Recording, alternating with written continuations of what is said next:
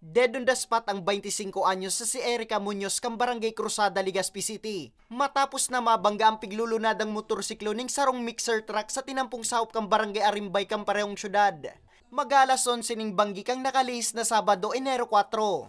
Sigun kay Police Chief Master Sergeant Henry Mirapuentes kang Legazpi City Police Station. Mantang pigbabaybay ni Munoz ang tinampo pasiring sa sentro kang Legazpi. Nag-overtake subot ang biktima sa kasunodan na mixer truck. Alagad aksidenteng natumba as sinakapairarom sagud sa maligidan kang mixer truck ang payo ni Munoz. Nagsusunod din sa Orian, pigo ko par kay ni ang right outermost lane. Base sa report, ini pong motor, sa di pa may siya na dahilan, bigla na lang doon din suminimplang.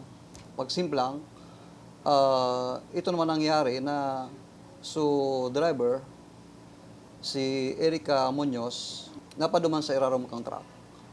Kung sa ini po, taligis na naman taligis payo kay ini. Dahilan kan sa iyang paggagana. Tulos man na naarestar ang driver kang mixer truck na binistong si Simeon Powa, 52 anyos, na naatubang sa kasong reckless imprudence resulting in homicide and damage to property. Magpapay na lang ata yung agreed party under regular filing. Nakikiuran mo po kami sa sa ibang ahensya na buktakan diyan kung pwede magpuon padang bigaa Arimbay Rawis kasi accident prone area yan.